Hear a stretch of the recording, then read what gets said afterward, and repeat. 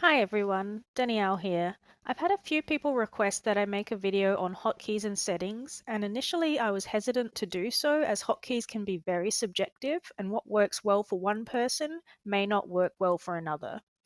However, without diving too much into specific hotkey setups, I believe there are some very neat tips and tricks I can share with you that will really help you level up your keyboard skills and make your game feel a lot smoother to play. Firstly, if any of you watching do not currently use any hotkeys, I would strongly encourage you to take the plunge and start using hotkeys for your buildings and production. It will not take long for your hotkeys to become muscle memory, and instead of focusing on looking at your heads-up display and clicking buttons, you can instead focus your attention on your gameplay. By default, your hotkeys will be set in the grid style. This means that the layout of the buildings, units, and technologies in the building and production panel match the layout of your keyboard. For example, the villager unit in row 1, column 1 in my town centre matches the Q key on my QWERTY keyboard. The Greek classical age hero in row 1, column 2 matches the W key on my keyboard. The first 3 rows of the build and production panel match the main 3 rows of your keyboard. Unless you have a need to change this layout, I would recommend the beginner player stick with the default keys. This layout makes the most sense both logically and ergonomically. To help you learn your hotkeys, ensure Overlay Hotkeys on Icons within the UI settings is enabled, as this will show you which hotkey belongs to which button on the UI. Please note that while I use the grid layout for training units and technologies, I do not use the grid layout for buildings, so you will see some discrepancies in my video from how your hotkeys may appear. I do not recommend you try and follow my hotkey setup for buildings. It is simply a legacy hotkey setup that I am accustomed to. Memorizing and using your hotkeys to build and train is the first step in becoming a stronger player. To level up your skills, the second thing you should be aware of is how to quickly find your buildings.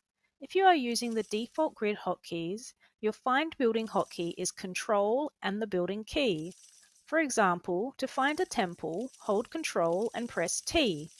Using the Find Building hotkey will snap your camera to the building. If you have several temples, holding Control and clicking T, T, T will cycle through your temples, snapping the camera to each temple. The next variant of this Find Building hotkey is Find All Buildings of the same type. This time, it's Control, Shift, and the building key. Notice that Control, Shift, T selects all my temples, but does not snap my camera to any of the temples. A good use case for the Control, Shift, Building hotkey might be on a water map, when you have more than one dock and you want to select them all to set a waypoint for all of them to a certain location. By the way, when you do have multiple of the same building selected, pressing a unit hotkey will only train one of that unit, regardless of how many buildings you have selected. If you want to train lots of units quickly, hold Shift and press the unit hotkey. This will train up to 5 of the same unit, provided you have sufficient resources. The training will be evenly distributed over the buildings, so if you have 5 buildings, each building will train 1 unit. If you have one building, that building will of course train 5 units. If the game mode you're playing has auto queue enabled, you can also auto queue your units. Auto queue means that as soon as you have the resources available, the unit will start training and will continue training until auto queue is disabled. You can also auto queue multiple units in the same building, and they will alternate training for as long as necessary. There are 2 ways to auto queue units. Either right-click the unit portrait, or, as we are learning hotkeys, hold Alt and press the unit hotkey. Alt-A in the barracks will auto queue the hoplite unit. Selecting all your barracks with the Control-Shift barracks hotkey and pressing Alt-A will turn on auto queue for hoplites in all your barracks. Be aware that economic auto queue, which includes villages, fishing ships, and trade caravans, is available in every game mode, but military auto queue is currently only available by default in quick match and single player skirmish. In custom multiplayer lobbies, check the settings to see if military auto queue is enabled. A quick tip for the economic auto queue. In the gameplay settings, ensure these two settings are enabled. This means your starting town centre and every newly built town centre will have villager auto queue turned on by default. Now we've discussed finding buildings and training units, but how do we easily find and select our units? If you scroll through the hotkey settings, you will see a plethora of ways to find and select units. But as this is a beginner video, let's learn what I consider the most important keys. And actually, I'll tell you a secret. I do not actually use hotkeys for some of these situations. Let's take a look. In the top right of your screen, I'm sure you've noticed the banners here. These banners reflect idle villages, including trade caravans, idle heroes, idle military, idle ships, and idle fishing ships. There are two ways to use these banners, and I use them both a lot. The first way is to simply click the banner. This will snap the camera to a group of idle units and select that group. So if you have idle villagers standing together, click the banner to jump to the group and select them. Click again to jump to the next group of idols. This is a nice way to quickly get your idle villagers working again. The second way to use the banner is to shift-click it. Shift-clicking the banner is like shift-control clicking a building hotkey. It selects all idle units of that type, but does not move the camera. I use this method when I am engaging an enemy and want to move all my idle military to the fight without taking my eyes off my main army. A small pro tip for you. If you want to keep an eye on an enemy settlement or other location and want to ensure this scouting unit is not selected in the idle military selection, put this unit on patrol. Select the patrol command and click the ground. The unit will run back and forth from its starting location to the patrol location. You can even shift-click a patrol pattern, although I can only get this working by clicking the patrol icon and cannot seem to get it working via hotkeys. A patrolling unit is not counted as idle, and therefore will not be selected when you are shift-selecting the idle banner. The functionality of the idle banners can also be bound to hotkeys, so if you feel comfortable, you can of course use the hotkeys instead of the banners. Now, with regards to the idle hero banner, I want to mention that it is probably worth getting to know the hero hotkeys. There are three hotkeys for heroes: find a hero, find an idle hero, and select all heroes. It's important to know the difference here.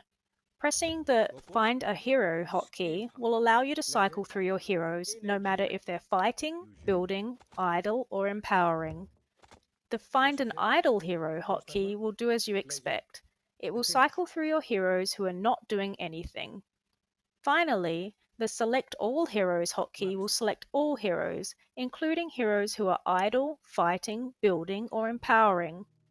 When I am playing Greek, I tend to use the Select All Heroes hotkey to grab all my heroes and focus them on myth units. However, when I am playing one of the other pantheons, this Select All Heroes does not always work as I would like.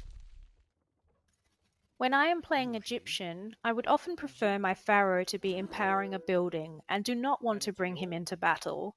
When I am playing Norse, if my heroes are building, I do not necessarily want to drag them into a fight. And when I am playing Atlantean, I usually do not want to have my hero citizens or oracles join me in a fight. In an ideal world, there would be a hotkey for Select All Fighting and Idle Heroes, which could be used to select heroes who are not attending other tasks. However, until such a hotkey exists, your best way of excluding certain units from your selection is to remove them from your selection panel. If, for example, I use the Select All Heroes hotkey as Atlantean and I want to exclude my villagers or oracles, I can Control-click the units in the panel to remove them. Then I am only left with my military heroes. There is also a way to specify which unit type in the panel you want to specifically select. In this example, I have all my ships selected, but I only want to grab my fishing ships. This time I shift-click the fishing ships, so now I only have those selected. The control and shift functionality within the unit selection panel can be inverted, so that control works as shift and vice versa.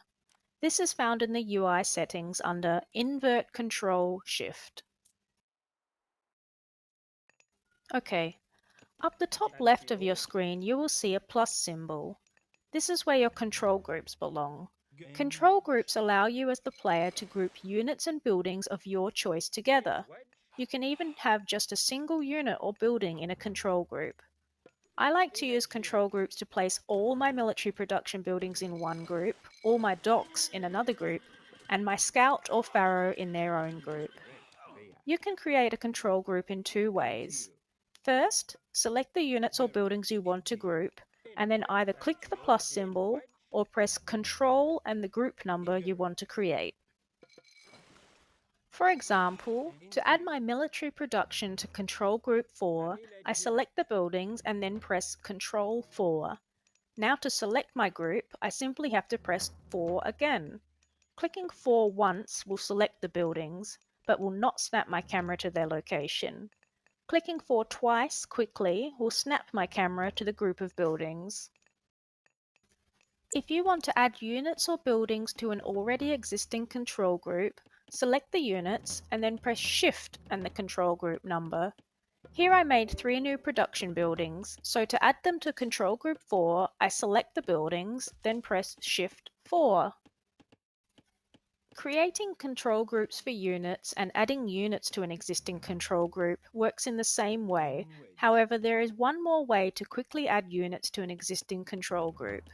Select one or more production buildings and then set the waypoint of the building to a unit who already belongs to a control group. My buildings are on control group 4 and my units are on control group 2. I select my buildings with 4, then right-click a unit within control group 2. You can see the newly trained units are instantly added to control group 2. Very handy.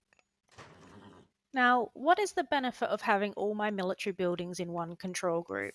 Why don't I just use the select all barracks hotkeys and then select all archery range hotkeys to find my military production?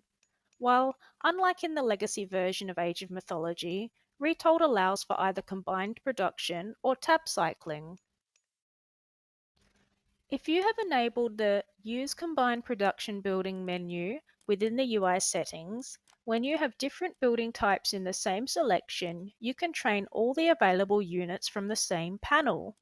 Here I have a barracks, archery range and stable selected, and you can see I can train hoplites, toxotes and hippias from the same user interface. This can be very nice to have, but there is one downside of the combined production menu, and that is that the unit hotkeys within this panel are not static. What this means is that if new buildings are added to the same selection, or if new units become available when you age up, the hotkey pertaining to a specific unit may change. This means you will need to be more focused on the combined production building menu to ensure you are training the unit you intend to train. The other way of training units from a varied selection of buildings is to do so with tab cycling. Here you can see when I select a barracks, archery range and stable together, I can train and research technologies from my barracks, but pressing tab will cycle to the next building type where I can train and research there. This method is nice because the unit hotkeys do not change, and I can also research technologies without having to manually select a military building. Have a play around with both enabling and disabling the combined production building menu and see which method works for you. Please also note that the tab cycling is still available when you have the combined production menu enabled, which may be the best of both worlds for your playstyle. Okay, that's the majority of the big stuff out of the way. Let's take a look at some of the smaller details within the user interface and settings. First, let's look at the resource panel. Did you know that this panel isn't just here to look pretty? It also has functions. For example, click the big button in the middle to quickly cycle between your town centres. The number next to each of the resource type indicates how many villagers are gathering that resource, and clicking that number will allow you to quickly jump to a villager gathering that resource type. Shift-clicking this number selects all your villagers on a given resource. If you are playing Atlantean, clicking the number next to the favor will quickly cycle through your oracles, allowing you to ensure they are spread out and gathering maximum favor. And remember, you can move the resources from the default position at the top to down next to the minimap by selecting the Enable Alternative HUD layout within the UI settings. While we are looking at our economic units, I want to direct your attention to a feature that I find very useful. If you have a bunch of villagers on screen all doing different things, there's a quick way to select all villagers on screen performing the same task. Simply hold down Control and double-click one of the villagers. If I want to gather all my idle villagers here and send them to gold, I hold Control and double-click an idle villager. This is much faster than trying to select these villagers with a drag selection or selecting them one by one. This feature will only work like this if Control left click is treated as double click setting is turned off. Otherwise, if you want to set up double click to select villagers performing the same action, you can specify this in the villager double click setting. However, I like to leave double click as select all villagers on screen. Again, play around with these two settings to see what suits you best. Now, what's the best way to protect our precious villagers from enemy raids or god powers? I have two solutions for you. The first is the Ring Town Bell hotkey, which is found on your town centre or village centre. When pressed, this feature will direct all your villagers around the town centre to garrison in the nearest tower, fortress, manor, or town centre. When the coast is clear, ring the bell again to return all your villagers to work. The ring bell and unring bell are on the same hotkey, which makes using this feature a breeze. The second way to protect a specific group of villagers is to select them and use the Seek Shelter hotkey. This feature is slightly different as it only affects the units that you have selected, and to ungarrison, you must select the building these units ran to and select the Return to Work hotkey. There is one other button on the town centre that I use every game, and surprisingly, this button does not have a hotkey yet. This button is Send Livestock to this location, and I use it when scouting and finding goats, pigs, or cows. Whenever I hear the audio cue that a herdable animal has been found, rather than checking the minimap and trying to find my new livestock, I simply hit this button on the town centre, and my newly found animal will walk itself home. Super handy, and I cannot wait for a hotkey for this feature. Another way to improve your economic prowess is to make use of shift-clicking. Shift-clicking units allows you to queue orders, such as shift-clicking the movement pattern of your scout. However, your villagers can also be shift-clicked to optimize your resource gathering. If you notice your gold mine is running low, select the villagers currently mining and shift-click them to build a mining camp at the next closest mine, and then shift-click the mine itself. This way, when they are finished mining the current mine, they will automatically walk to the new mine, build a mining camp, and start mining. You can do the same for a group of hunters by assigning them to a new hunt location when their hunt is running low. If you are playing Norse, select the villagers or dwarves plus the ox cart itself. This way, the ox cart will also follow the villagers to the next queued resource. Of course, keep an eye on the map to ensure you're not running blindly into a trap that your enemy has set. One more economic trick before we move on. I've mentioned it in an earlier video, but just in case you didn't watch that, be aware that Retold allows you to pre-queue technologies. This means you can right-click any technology in a building, including the Age Up technology, and once you have the resources available, the technology will start researching. You can even pre-queue technologies in the next age, but this is only possible if you have Show Age-Restricted commands enabled in the UI settings. Personally, I have this setting turned off to reduce the clutter in my UI. Please note that when a pre-queued technology starts researching, it pauses any other unit or technology that was currently researching within that building, so use it wisely. Additionally, Hotkeys do not work for pre-queuing, so you will always need to manually right-click the technology. Okay, one more hotkey you need to know before we move on to something else. The attack move. Attack move is an RTS staple these days, but unfortunately did not exist in the legacy version of Age of Mythology. Attack move allows you to issue a move command to your military units who will attempt to move towards the instructed location. However, if your units encounter an enemy unit or building as they are moving, they will stop and attack. If you do not issue further commands and the enemy has been vanquished, your units will continue on their path towards the original instructed location. The attack move can make raiding or walking through unscouted territory much more impactful, as your units will not just blindly walk past the enemy, potentially taking damage as they do so.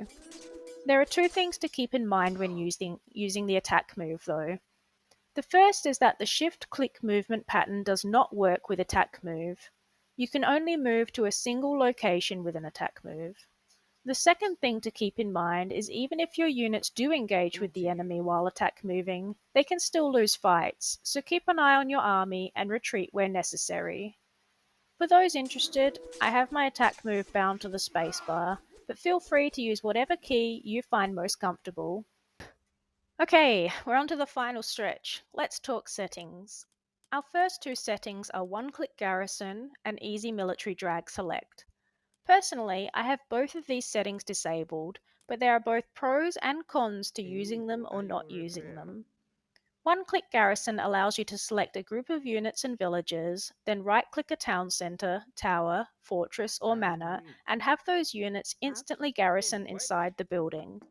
This can make it very easy to quickly hide inside a building, but it means if you want to take a different action on the building, such as repair or empower, you need to specifically instruct your units to take those actions.